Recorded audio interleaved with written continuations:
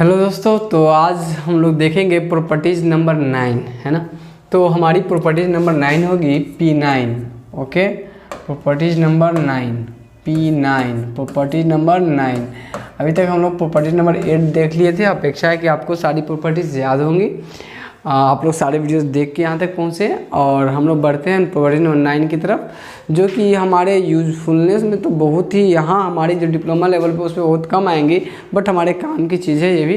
Property number 9 और 10 जो हम लोग अभी देखने वाले हैं, ठीक है। इस पर बहुत रेयर प्रॉब्लम्स हम लोग करेंगे, लेकिन एक्चुअल में बहुत ज़्यादा IIT JEE सब में बहुत ज़्यादा ये हमारे लिए इंपॉर्टेंस रखते हैं। बट डिप्लोमा लेवल पर जो प्रॉब्लम्स आती है उसमें प्रॉपर्टी नंबर 9 और 10 जो आपको बताएंगे, इन सब का यूज बहुत ही ऑब्जेक्टिव पॉइंट ऑफ व्यू से किया जाएगा, या फिर बहुत रेयरली हम यूज करते हैं। यहाँ पे हमारे जो सवाल जो हमारे बुक्स में दिए जाते हैं, हमें जो पूछे जाते हैं, उसके रिगार्डिंग थोड़ी कम रहती है। तो आइए हम बात करते हैं प्रॉपर्टी नंबर 9 की। तो प्रॉपर्टी नंबर 9 क्या कहता है कि इसके लिए, प्रॉपर्टी नंबर 9 के लिए आपको थोड़ी सी जानकारी चाहिए होगी। वो क्या कि पीरियोडिक फंक्शन के बारे में, पीरियोडिक फंक्शन के रिगार्डिंग हम लोग प्रॉपर्टी 9 और 10 को भी पढ़ने वाले हैं। पीरियोडिक फंक्शन, ये पीरियोडिक फंक्शन क्या होती है ना, हमारे पीरियोडिक फंक्शन। अब ये पीरियोडिक फंक्शन क्या होती है कि जो भी फंक्शन होती है वो अपनी जो वैल्यू है एक पीरियड के बाद रिपीट करे, ऐसे फंक्शन को हम लोग बोलते हैं पीरियोडिक फंक्शन। अच्छा, फिर से सुनिए, जब कोई फंक्शन अपनी वैल्यू एक फिक्स टाइम के बाद क्या करे, रिपीट करे, हो जब ऐसा कोई करता है तो वो हमारा होता है पीरियोडिक फंक्शन। अब देखिए, आप जैसे आप इस एग्जाम्पल पूछेगा, सर एग्जाम्पल, देखिए एग्जाम्पल की बात अगर हम करें दोस्त, तो ये कुछ ऐसा देखिए, ये आप गौर से देखिए, तो ये यहाँ से यहाँ तक किसकी वैल्यूज इस फंक्शन की है, साइन एक्स की है, साइन एक्स फंक्शन की है। यहाँ से देखिए, ये एक पीरियड यहाँ से इसका, यहाँ से आता है 0 से 2 पाई का, इसका एक पीरियड होता है 0 से 2 पाई का। फिर 2 पाई से इधर का 4 पाई पे एक पीरियड कंप्लीट होगा। मतलब इसका अपना जो साइकिल है, वो साइकिल वो कंटिन्यूस एक पीरियड पे ये रिपीट करता है, एक पीरियड पे। तो ऐसे फंक्शन जो अपनी जो वैल्यू होती है, उन्हें साइन की वैल्यू आप जानते हो कि साइन की वैल्यू -1 से 1 के बीच ही रहना है, कहीं जाना नहीं है। तो ये अपनी वैल्यू -1 से 1 के बीच में ही रिपीट करता है। जैसे यहाँ के +1 होगा और यहाँ -1 होगा, फिर इसके बीच में जाएगा तो यहाँ भी ये आपका क्या +1 होगा और यहाँ पे -1 हो जाएगा। तो अपने 0 से 2 पाई के बीच की फिर से वैल्यू जो होगा वो रिपीट होने लगती है, मतलब -1 से 1 के बीच में, ठीक है। तो चाहे इसकी एंगल हम कितना भी बढ़ा दें साइन का, वो वैल्यू कहाँ रहना है, -1 से 1 के बीच में रहना है। क्योंकि y बराबर साइन एक्स हमारे पास अगर फंक्शन होता है तो हम x की मान अलग अलग 30 डिग्री 0 डिग्री जितना अलग अलग पाई का मान जब रखते हैं, है ना, π/4 π/6 π/3, तो अलग अलग वैल्यूज हमें मिलते जाती है। तो इसके लेके क्या होता है कि पीरियोडिक फंक्शन जो है अपनी एक फिक्स पीरियड के बाद अपनी सारी वैल्यू को फिर से रिपीट करती है। तो ऐसे फंक्शन को हम बोलते हैं पीरियोडिक फंक्शन। और इसी के रिगार्डिंग हमारे पास अभी कुछ प्रॉपर्टीज़ है जिसका यूज करके हम उसको बहुत लंबा कैलकुलेशन ना करके छोटे कैलकुलेशन में निपटा लेते हैं। तो ऐसे फंक्शन को हम लोग बोलते हैं पीरियोडिक फंक्शन, जो अपनी वैल्यू फिक्स इंटरवल के बाद रिपीट करे। तो उसी के रिगार्डिंग हमारे पास प्रॉपर्टीज़ है अभी।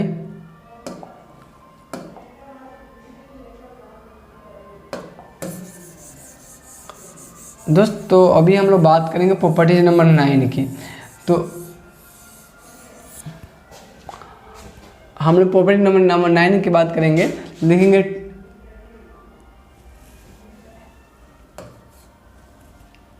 if f(x) is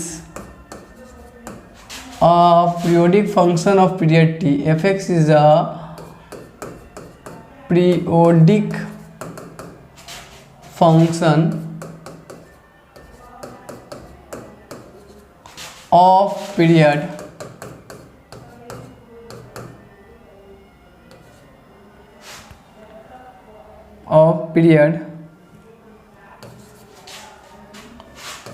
t, है ना। अगर कोई ऐसा फंक्शन है जिसकी पीरियड कैपिटल T है, मान लीजिए जैसे साइन के केस में कितना उसकी पीरियड T की वैल्यू होगी 2 पाई, साइन के केस में कितना होगा 2 पाई, नहीं कॉस के का भी पीरियड वही होता है 2 पाई होता है ना।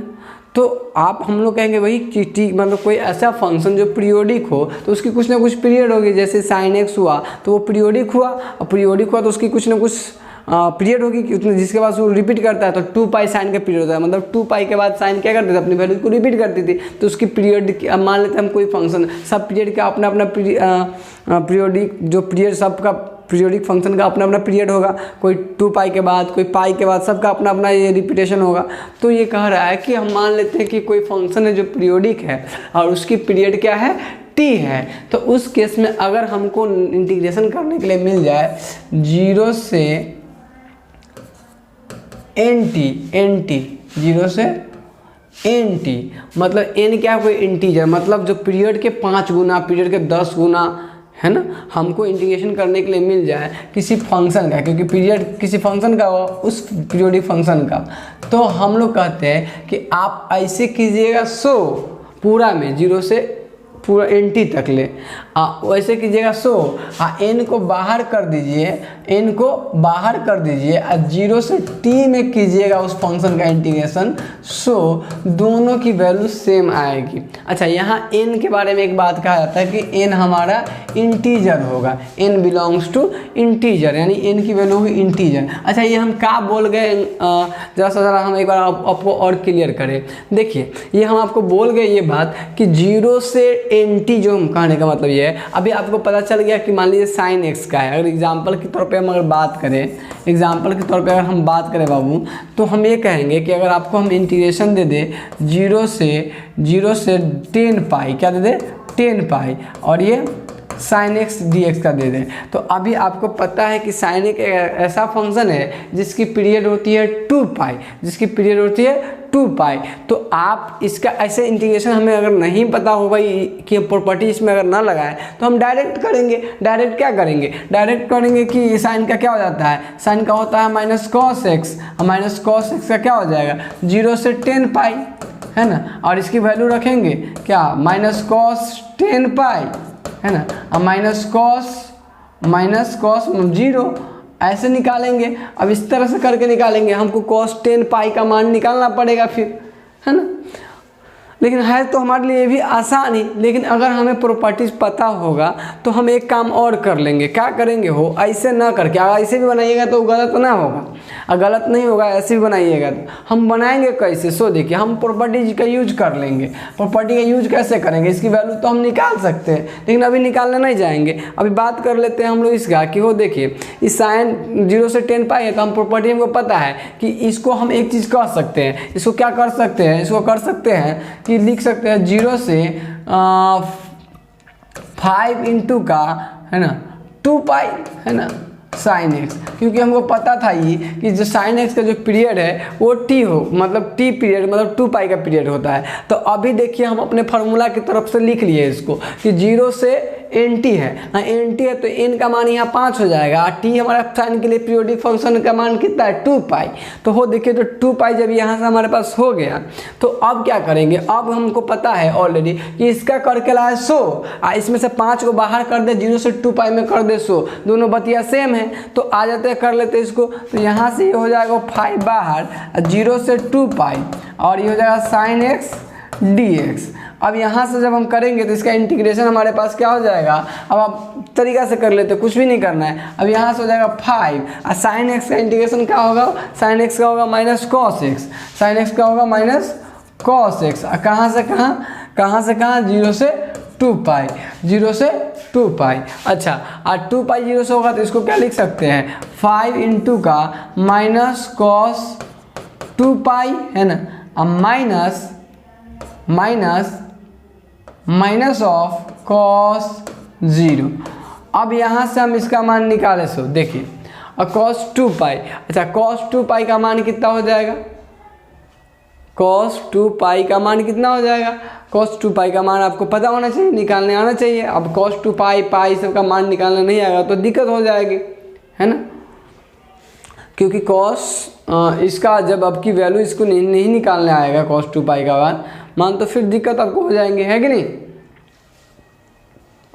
तो हो जाएगा कितना, 1 हो जाएगा, ये 2 पाई का मान cos 2 पाई 1 होता है। अच्छा, निकालने नहीं आता तो आपको ये चीज़ें तो पता होनी चाहिए ऑलरेडी, क्योंकि अब एटलीस्ट आपको नॉर्मल मतलब मैथमेटिक्स से भी पता चल जाना चाहिए कि cos 0 का मान 1 होता है, cos पाई का मान -1, 2 पाई 1 हो जाता है। और ऐसे आप नॉर्मली ग्राफ से भी अगर आपको देखने थोड़ा बहुत ग्राफ अगर आता हो उससे भी निकालते हैं। ऐसे तो हम निकालना जानवे करते हैं ना, कैसे जानते हैं, cos इसको लिख सकते हैं 2 इंटू का 2π/2 ऐसे याद होगा तो ठीक है। ये 4 इंटू का प्लस 0 और ये हो जाएगा 4 और 4 इंटू का 90 यानी इवन रहता तो नो चेंज की चेंज नो चेंज, तो cos 0 और cos 0 कितना होता है 1 और 1 होता है। अब ये साइन देखेंगे तो ये आपका फर्स्ट क्वाड्रेंट में चला जाएगा 2π + 1 इतना first quadrant, first one positive होता है तो ये पॉजिटिव हो जाएगा।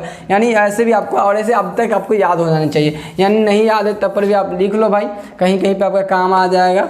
cos 0 0 cos π -1 cos 2π 1, आपसे ये सब चीज़ें निकालने आनी चाहिए है ना, क्योंकि आपको कभी भी ज़रूरत पड़ सकती है। तो दोस्त देखो यहाँ से यहाँ तक जब हम लोग कर लेंगे तो क्या हो जाएगा, यहाँ से ये हो जाएगा 5 इंटू का ये हो जाएगा -1, ये हो जाएगा -1 और ये हो जाएगा इस तरीके से। दोस्त यहाँ से क्या हो जाएगा, ये माइनस प्लस 1 यानी -1 + 1 ये आपका ऐसा कुछ बन जाएगा। और ये आपको हो जाएगा यहाँ से 0 इंटू का 5 ये हो जाएगा 0, यानी हम कह सकते हैं साइन 0 to 10π में साइन dx का मान कितना आएगा 0 आएगा। अच्छा दोस्त एक काम करते हैं हम जो ज़रा ग्राफिकली इस बात को भी देख ले, ज़रा ग्राफिकली बात को देख ले। ग्राफिकली अगर हम इसी बात को देखें ज़रा सा दोस्त, ज़रा सोचते हैं कि साइन एक्स का वैसे हमको ग्राफ पता है, साइन एक्स का ग्राफ पता है, तो ज़रा सा ग्राफिकली भी इस बात को सोच लें। सोचेंगे तो क्या होगा, देखिए ऐसे कुछ बनेगा साइन एक्स का ग्राफ, ठीक है, ऐसे कुछ ग्राफ बनेगा।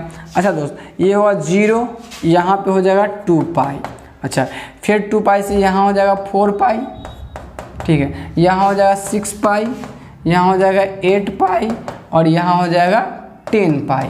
दोस्त इस तरीके से हमारा कुछ ग्राफ होगा। अच्छा इसके बाद हमारे ग्राफ यहीं पर समाप्त हो जाएंगे, यानी यहाँ तक हमारी ये जो ग्राफ हुआ, ये जो ग्राफ आपको रेड कलर से हम जितना ग्राफ मार्क कर रहे हैं दोस्त, ये चूँकि सभी ऊपर और नीचे सेम साइज़ की होती है, हम लोग की रैंडम फिगर बनाने के कारण ऐसा कुछ हुआ, बाकी ऊपर और नीचे जिनमें लोब होता है वो सेम होता है। तो यहाँ देखिए हो कि ऊपर में जितना पॉजिटिव बन रहा है नीचे में निगेटिव पॉजिटिव निगेटिव, तो फाइनली ये यहाँ से 0 से 2π में 0 होता है, 0 से 2π में 0 होता है, तो E0 + E0 + E0 + E0 + E0 total कितना आएगा 0, फाइनली 0 होगा। अगर हम ग्राफिकली भी देखें इस चीज़ को तो ये हमारे पास 0 के रूप में ही आएगा। तो हमारा फाइनली वही चीज़ें यहाँ से हम डायरेक्ट ये कर ले रहे हैं। हम क्या कर रहे हैं, चूँकि पीरियोडिक हो रहा है तो पीरियोडिक में जितना वैल्यू होगा वही बार बार रिपीट होगा, तो और 5 बार 1 2 3 1 2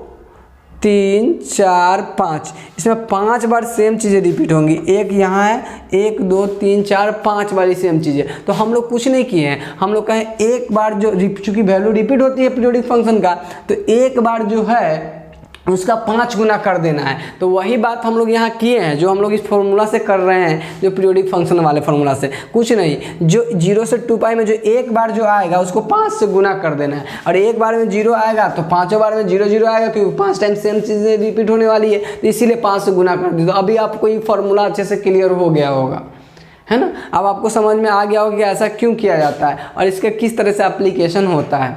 तो ये था आपको एक प्रॉपर्टी नंबर 9। एक और प्रॉपर्टी लिख लीजिए, अगर ऐसा रहेगा तो हम ऐसे कर सकते हैं। और ये कैसा कि प्रॉपर्टी नंबर 10 लिख लीजिए, P10, प्रॉपर्टी नंबर 10, देखिए P10। इसमें क्या कहें हम लोग कि अगर हमें N1T रहे और N2T रहे, देखिए पीरियड के रूप में हम इसको ऐसे लिख पाए। लोअर, अभी तो नीचे में लोअर लिमिट 0 था, पिछले वाले में क्या था 0 से NT था, लेकिन अभी मान लीजिए नीचे वाले में भी कुछ रहे और उसको भी हम पीरियोडिक इंटू का समथिंग लिख सके, और ऊपर में भी पीरियोडिक इंटू का समथिंग लिख सके, है ना, ऐसा कुछ, है ना, हो पीरियोडिक गुना का कुछ, अपीरियोडिक गुना का कुछ, ऐसे अगर ऊपर नीचे कुछ रहे तो उसको लिख सके, और ऐसा fx रहे और dx रहे। तो हम लोग कहते हैं कि आप एक काम कीजिए, N2 - N1, इसे डायरेक्ट ऑब्जेक्टिव में भी फार्मूला में आपसे पूछ सकता है, इसे फार्मूला डायरेक्ट ऑब्जेक्टिव में भी आपसे पूछ सकता है, तो इसको भी याद रखिए। N2 - N1 यानी ऊपर वाला और नीचे वाला का डिफरेंस कर लीजिए, और 0 से t fx dx कर दीजिए और इससे गुना कर दीजिए, तो भी दोनों सेम आता है। तब भी दोनों सेम आता है। अगर इतना कर लेंगे और ये गुना कर दे तब भी दोनों क्या आएगा, सेम आएगा। अच्छा यहाँ n क्या है, n वही चीज़ है, n1 और n2 दोनों क्या कर रहा है, बिलोंग्स कर रहा है इंटीजर से। n1 बिलोंग्स इंटीजर है ना, n2 बिलोंग्स इंटीजर, दोनों इंटीजर से बिलोंग कर रहा है। n1 n2 दोनों क्या है, इंटीजर है। जैसे पिछली बार में हमारा n का मान कितना था, 5 था जो सवाल में था। तो आपको इसमें कुछ नहीं करना होता, अगर ऐसे दे दिया जाए तो आपको कुछ करना ही नहीं है। आपको सिंपली क्या करना है, उसको n2 - n1 कर लेना है और काम क्लियर कर देना है। अगर एग्जांपल की बात करें नॉर्मली, तो अगर हमको दे दिया जाए कि cos x dx का इंटीग्रेशन कर दीजिए, कहाँ से कहाँ तक, कहाँ से कहाँ तक, मान लीजिए आपको कह दें हम यहाँ से कि आप कर दीजिए 4 पाई से 10 पाई में कर दीजिए। अब आपको ये पता लगाना है कि भाई इसकी पीरियड कितनी होती है। तो इसकी period cos x sin x की पीरियड 2 पाई होती है। तो इसमें हम क्या करेंगे, इसमें हम करेंगे कि एक काम कर लेंगे, है ना, एक काम करेंगे, इसकी पीरियड जब ये होती है तो हम लोग क्या करेंगे, इसको लिख लेंगे ज़रा सा। कैसे लिख लेंगे, 2 × का 2 पाई और इसको लिख लेंगे 5 × का 2 पाई और ये हो जाएगा cos x dx।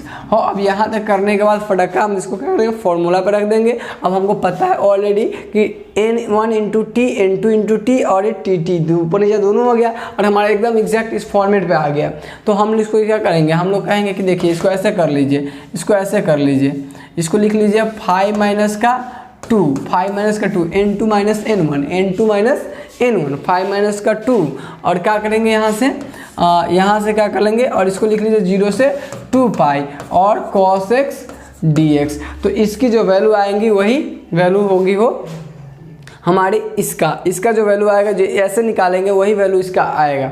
तो यहाँ से क्या कर लेंगे, फिर इंटीग्रेशन करेंगे। इंटीग्रेशन करने का तरीका वही सेम होता है। अब यहाँ से इंटीग्रेशन करेंगे, यहाँ से जाएगा ये 3 5 में 3 और ये cos का क्या हो जाएगा sin x, है ना, कहाँ से कहाँ 0 से 2 पाई। फिर हम लोग इसकी वैल्यू निकालेंगे, मल्टीप्लाई करेंगे, वही सेम वैल्यू आ जाएंगी। तो अभी आपको इन प्रॉब्लम्स को देख के आपको ये समझ में आ गया होगा कि कैसे हम किसी भी पीरियोडिक फंक्शन का क्या निकालते हैं, इसकी मदद से हम प्रॉपर्टीज का यूज करके इंटीग्रेशन आसानी से कर पाते हैं। तो आज के लिए बस इतना ही, मिलते हैं हम आपसे नेक्स्ट लेक्चर में। धन्यवाद।